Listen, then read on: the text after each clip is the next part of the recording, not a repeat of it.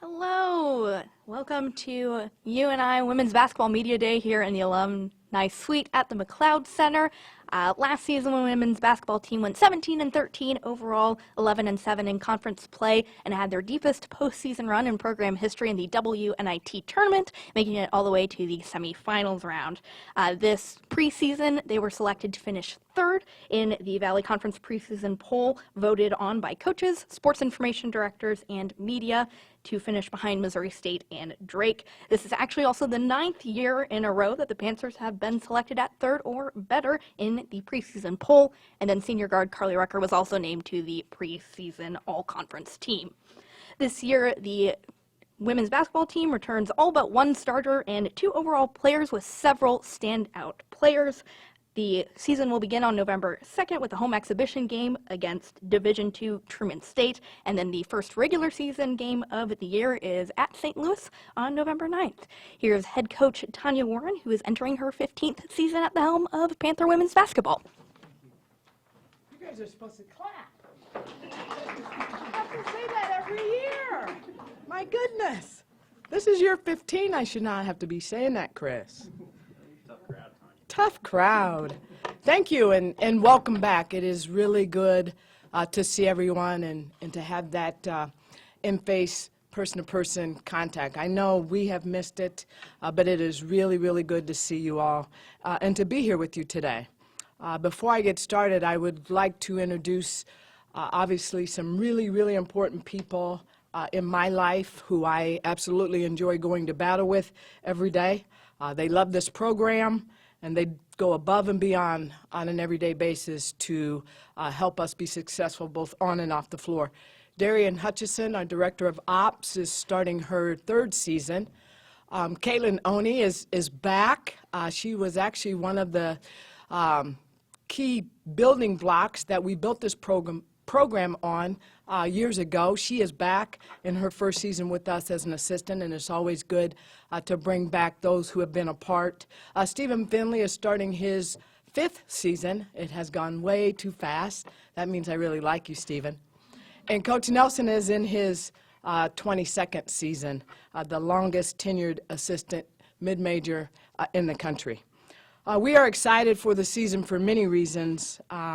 Although we realize there's going to be a lot of twists, turns, peaks and valleys that will come along with it, but we are still extremely excited. Practices are going well, very competitive. We need, want, and expect them to be with what we have returning in our 2 new additions. If healthy, we literally could have 7 starters. Obviously, there's not enough minutes to play everyone, double-digit minutes especially. So sacrifices will need to be made, but I don't think that's going to be a problem with this group. If healthy, our bench could be extremely strong, could be very, very tough, and would allow this team to continue to progress throughout the course of the season like we feel that we have the potential to do. Carly and Carly and Maya will play at the point. Both are very good and different players. Carly, obviously, you know a lot about. We are asking Carly in her final season to have more of a scoring mentality. She's earned that. She knows she's capable of it. We need for her to have that mindset from start to finish. Sometimes she passes up shots she probably should take, but we're challenging her in that. And I'm going to tell you a little bit something about Carly. Carly just started practicing with us. She was doing student teaching for 8 weeks, an 8-week crash course, but she never missed a workout or lifting or conditioning. She got up at 6, did that by herself, did her individual workouts with me, and then headed to student teaching for 8 weeks. So we just got her back, and it's good to have her back. But that says a lot about that young lady in terms of her willingness to do what she needs to do to help her team. Maya has made a nice jump. She is electric. We are expecting her to come off the bench with great pace, energy. She does a terrific job of making those around her better. She gets them the basketball in areas that they're comfortable and that they can score, but not only can she create for others, but she does a terrific job of creating for herself. Just an energizer bunny is what she is, and she makes those around her better. And we will tinker with playing her and Carly a little bit together, but she has the potential to be one of the best to come out of this league if she can stay healthy. She is that good offensively and that skilled. Nicole, Cam, Emerson, Kaylin, Kaba all bring something different. Nicole is our steady Eddie. She does a lot of the little things that don't show up in the box score, but every team needs a couple of Nicoles. Cam is healthy and in the best shape of her career. We need Cam to be a consistent scorer for us this year. Not only does she shoot the three, she's very good off the bounce. She can get to the rim and finish. We need for her to think scoring mentality. She has to be consistent in that area for us this year, and she has to rebound. But been very pleased with what we have seen out of Cam. Emerson is a terrific defender. She has great versatility. We need for her to not only be able to shoot the three, but be consistent for us around the rim, and she has to rebound for us as well. Kaba shoots the three with extremely well, and defense always have to account for her because of her ability to shoot the three with range.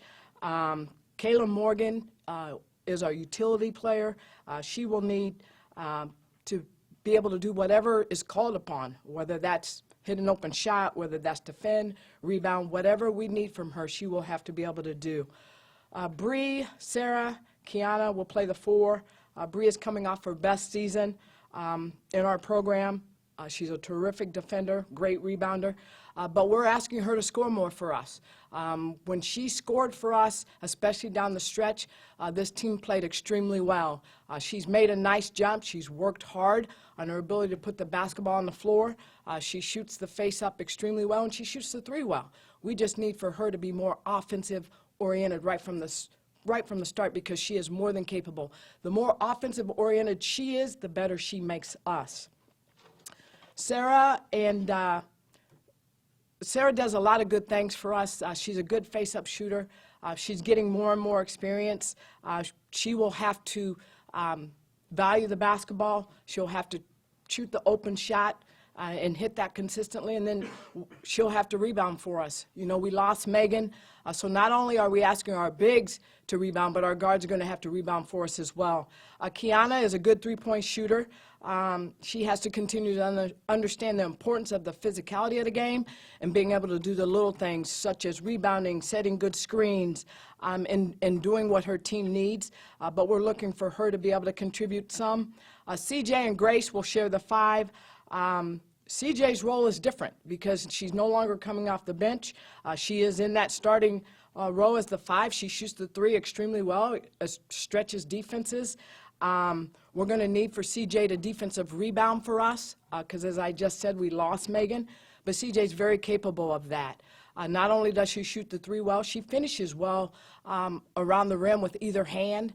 We need for her to embrace that and want that and figure out how to get herself to the free throw line. Grace is a dime a dozen, I'm telling you. She is going to excite a lot of people just with how hard she plays the game. She's very physical. She does a lot of the little things. She loves to set screens. You don't find a lot of players that love to set screens. She loves the physicality of the game. She finds a way to make, she's one of those kids that always finds a way to make a play, whether it's on the offense or on the defense. Just a terrific motor, and she has made a nice jump. And if you look back to last year, the reason we was able to make the run was the jump that our underclassmen made, and she was certainly one of those. Taryn shoots the three well. She has to continue to understand the physicality of the game and the pace of the game. And then Riley and Anaya are two new additions, both perimeter players.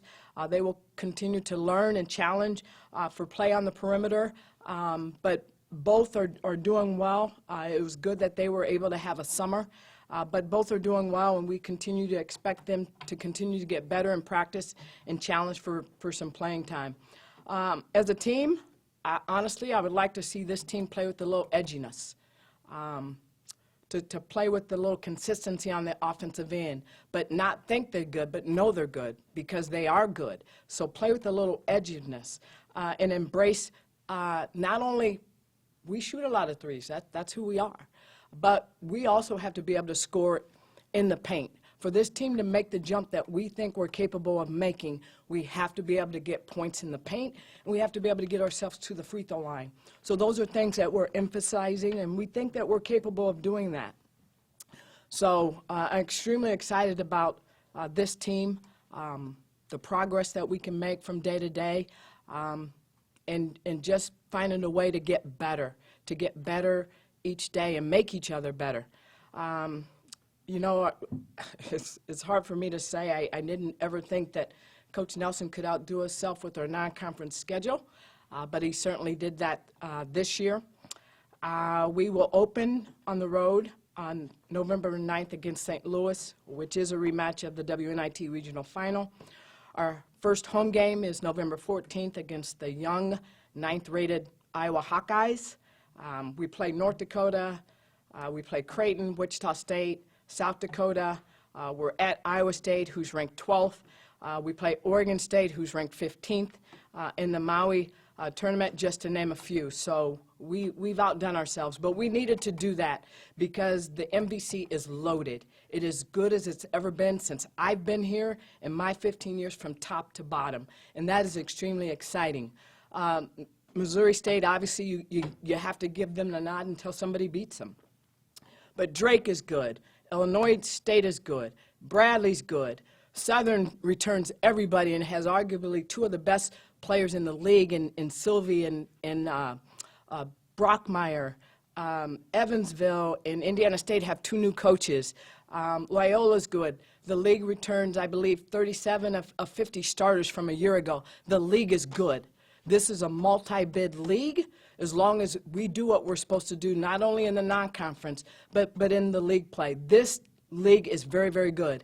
And we have prepared ourselves, as we always try to do, in the non-conference, but we're very excited, not only for what our non-conference brings, but a very, very, very competitive conference in the Missouri Valley. And I've said it every year that I've stood up here.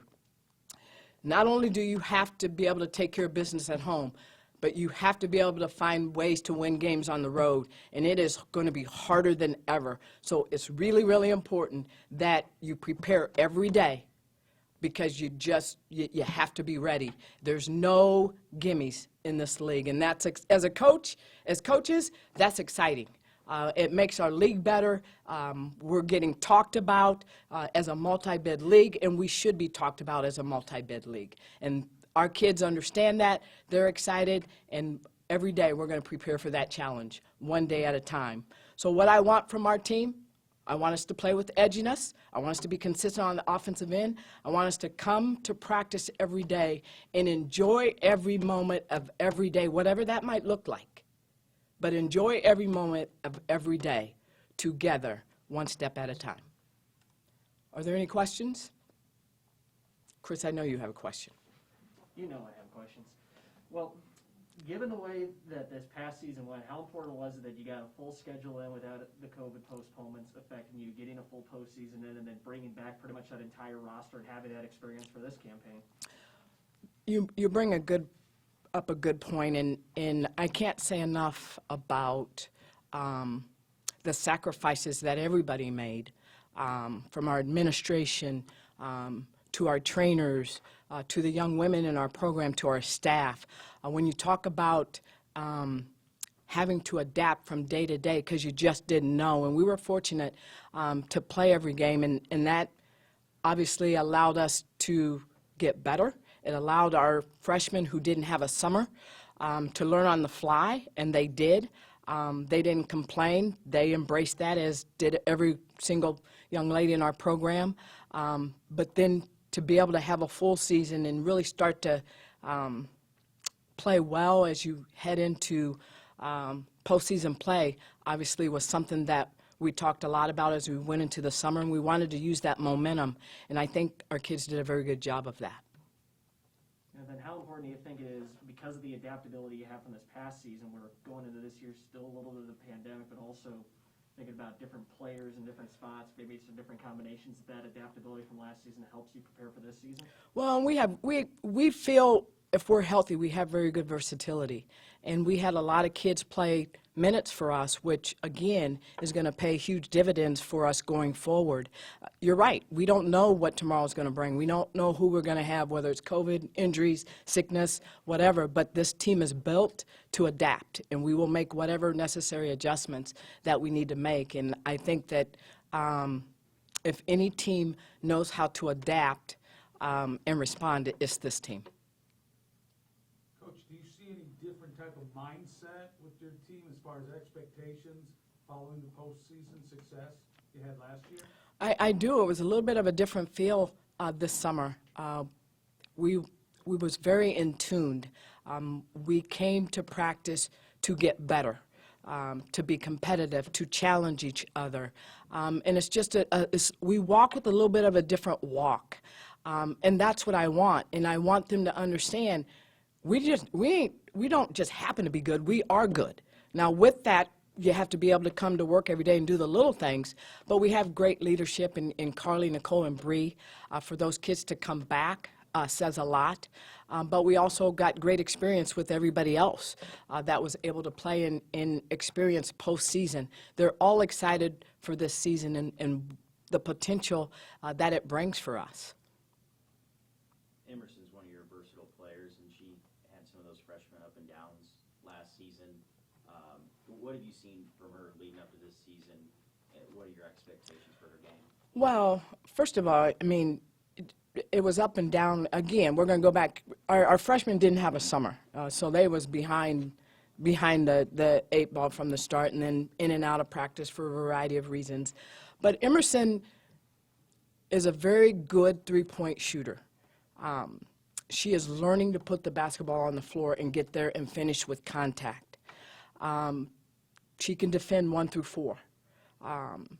She's understanding the importance of rebounding. She understands now, and she will continue to get this, that she doesn't only impact the game from the 3, but she can impact the game on the defensive end, offensive rebounding, hustle plays, getting herself to the rim, making those around her better. She's not just a one-dimensional player. That young lady, if she can stay healthy and keep the right mind frame, she too has the potential to be good because she impacts the game on both sides of the ball. Learning curves for point guards are always steeper than basically anybody else. So when it comes to Maya, what are the most important areas for her to grow her game? Understanding the pace in which we need for her to play. So we can't go 3 or 4 straight possessions without a shot. At that point, she might have to get us into something. So controlling the tempo. And then understanding the importance, she has to be able to, she's small, and people are going to try to take advantage of that. So more than anybody, she has to play with an edge and play bigger than she is defensively. Kava's three-point shooting really affected some games last season. Is she going to be able to stay on the court in terms of what else she needs to bring so she can offer you that threat as a shooter consistently? I do. I think Kava's going to be able to continue to give us great minutes. Like I said earlier, her ability to shoot the 3 with range makes defense have to account for her. But she's also learning to survive defensively, and she did a terrific job down the stretch, again, which allowed this team to do what it did in the postseason. But Kava is very coachable. Kava wants to get better. She wants to expand her game. But the one thing she does really, really, really, really, really well is shoot the ball, and defense always have to account for where she is. You were complimentary of Grace Buffelli. Would you just expand on her game and what we can expect to see from her? She's so physical. Like I said, she's going to get you extra possessions. She rebounds. Terrific communicator. She communicates better than anyone I've ever coached in all of my years of coaching. Tremendous communicator, rebounds extremely well, has to learn to slow down offensively, and she's always going to play against bigger because she's undersized, but she has to be able to shoot the face up with consistency. But then when she has her back to the basket, she's going to have to learn to be a little bit more patient and counter. But she's going to rebound, She's going to screen. She's going to get you hustle plays, and she's going to defend. And she's always, always, always going to talk. Tremendous competitor. You now have 5 players from Cedar Falls High School. I'm the only team in the country that has 5 players from the same high school. Wow.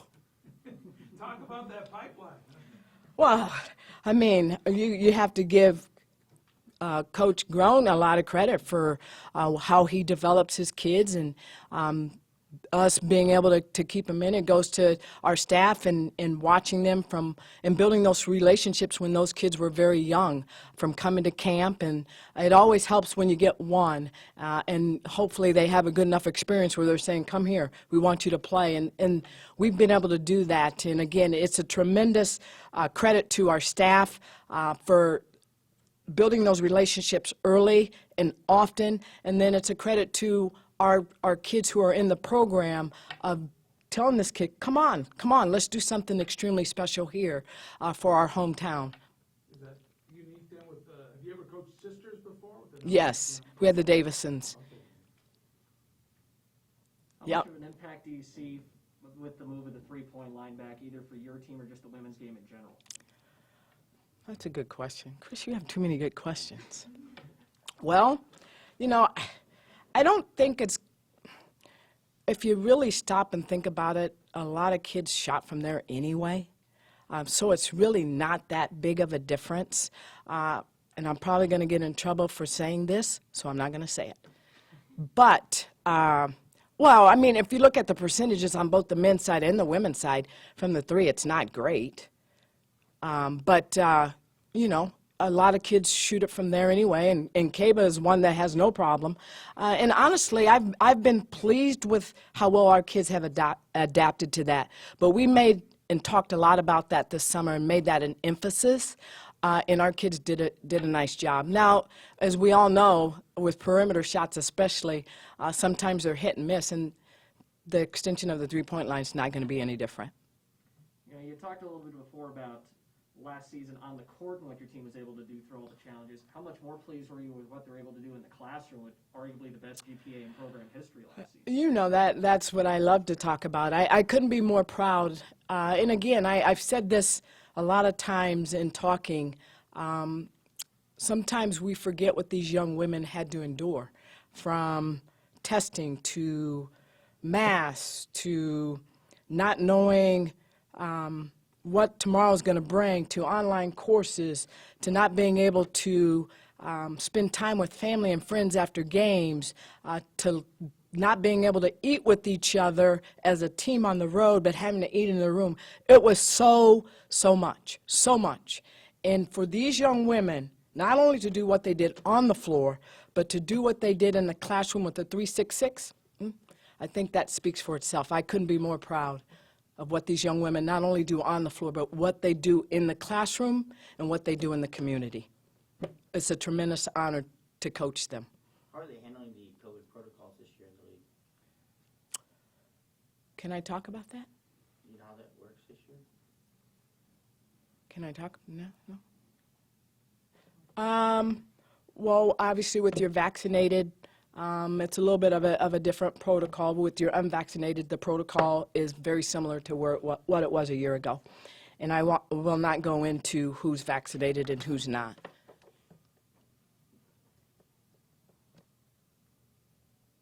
Any other questions? Easy crowd. Have a good day.